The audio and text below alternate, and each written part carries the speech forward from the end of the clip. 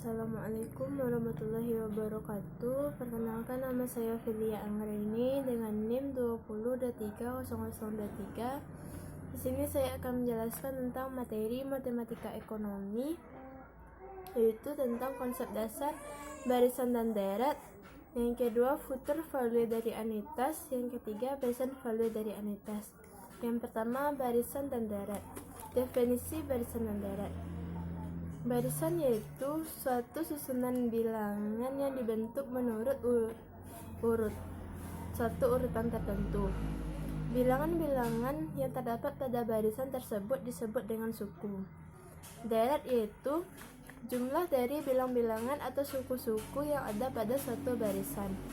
Barisan dan deret memiliki dua bagian, yaitu barisan dan deret aritmatika dan barisan dan deret geometri. Barisan dan deret aritmatika.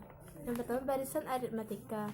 Barisan aritmatika yaitu bilangannya memiliki ketambahan yang tetap.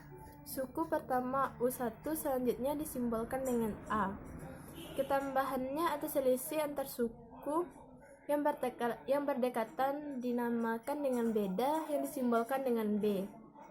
Untuk menentukan suku Kn dari suatu barisan aritmatika, kita bisa menggunakan rumus UN sama dengan A tambah dalam kurung N kurang 1 dikali B. Deret aritmatika mempunyai dua poin. Yang pertama, jumlah dari semua suku-suku yang ada pada barisan aritmatika. Yang kedua, dinotasikan dengan Sn.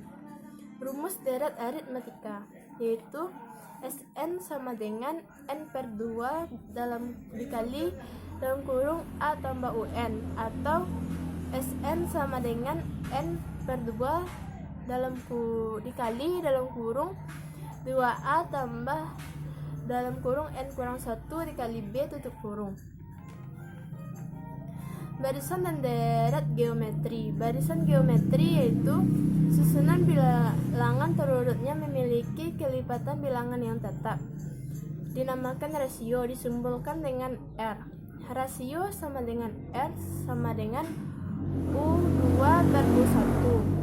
Untuk menentukan suku Kn dari suatu barisan geometri, kita bisa menggunakan rumus UN sama dengan AR pangkat N kurang 1. Deret geometri mempunyai dua poin. Yang pertama, jumlah dari semua suku-suku yang ada pada barisan geometri. Yang kedua, dinotasikan dengan Sn. Rumusnya yaitu Sn sama dengan A dikali dalam kurung 1 dikurang R pangkat N per 1 kurang R, R kecil dari 1, atau Sn sama dengan A dikali R pangkat N kurang 1 tutup kurung per R kurang 1, R besar dari 1. Yang kedua, future value dari anuitas. Future value yaitu nilai uang di masa yang akan datang dari uang yang diterima atau dibayarkan pada masa sekarang dengan memperhitungkan tingkat bunga setiap periode selama jangka waktu tertentu. Cara menghitung future value. Jika pembayaran bunga dilakukan per tahun, rumusnya yaitu Fv sama dengan P0 dikali dalam kurung 1 tambah I dikali dengan N. Contoh soal. Sebuah perusahaan memperoleh pinjaman modal dari suatu bank sebesar 5 juta rupiah untuk membeli peralatan produksi dengan jangka waktu 5 tahun. Bunga yang dikenakan sebesar 18% per tahun. Berapa jumlah yang harus dibayar oleh perusahaan tersebut pada akhir tahun kelima? Diketahui P0-nya atau nilai pada masa yang akan datangnya itu sekitar P0-nya atau nilai pada saat ini yaitu 5 juta rupiah, I-nya 18%, N-nya sama dengan 5. Jawabannya atau penyelesaiannya yaitu Fv sama dengan P0 dikali 1 tambah I dikali dengan N.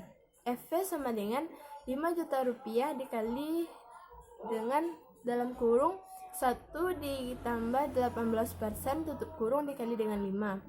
FV-nya sama dengan Rp29.500.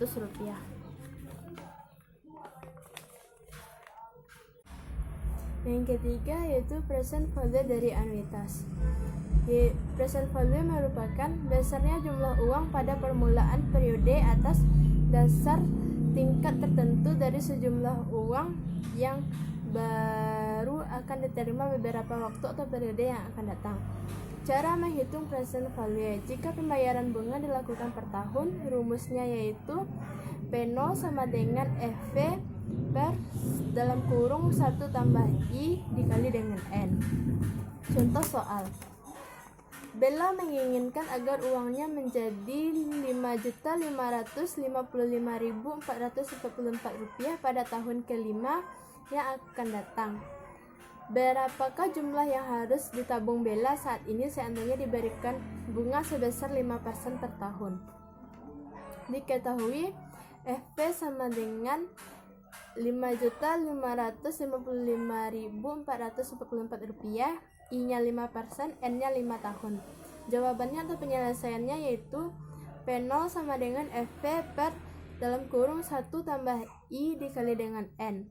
P0 sama dengan Rp5.555.444 per 1 ditambah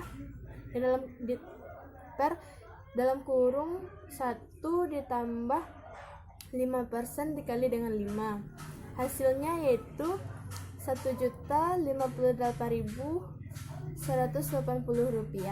Baiklah, hanya itu yang dapat saya sampaikan. Kalau ada kata yang salah mohon dimaafkan. Saya akhiri dengan Assalamualaikum warahmatullahi wabarakatuh.